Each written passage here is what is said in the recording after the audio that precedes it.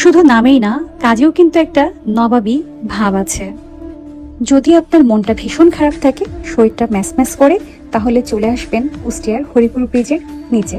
এখানে আসলে একটা প্রাকৃতিক দৃশ্য আপনি দেখতে পাবেন, কারণ চারপাশে নদী, নদীতে পানি থই থই করছে, আর সেই থই থই পানির মধ্যে অনেক ছোট বড় নৌকা চলছে, আর নৌকার ভিতরে অনেক মানুষজন ঘোরাঘুরি করছে, গান বাজনা চলছে, একটা মনোমুগ্ধকর পরিবেশ। আর বাতাস মনে হবে আপনাকে উড়িয়ে নিয়ে যাচ্ছে, আপনি পতেঙ্গায় বসে আছেন।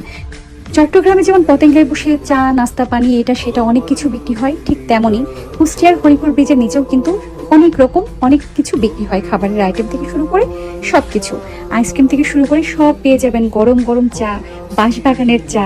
তো আমি আর আমার বান্ধবী বাঁশবাগান থেকে ঘুরে চলে আসার ওই মুহূর্তটা, আমার বান্ধবী বলছে যে তুই তো চলে যাবি ঢাকাতে, তো এই জায়গায় ঘুরতে যাবি? তো আমি বললাম ঠিক আছে চল, রাত হয়ে গেছে, এমনি তো ডিনার করতে হবে, আর এত সুন্দর পরিবেশ, বাতাস হচ্ছে, ঘরে তো যেতেই ইচ্ছা করছে না। আর আমার আমিরা তো কুষ্টিয়াতে যেয়ে খুবই এনজয় করে, বিভিন্ন জায়গাগুলো দেখেও খুব ভালো লাগে।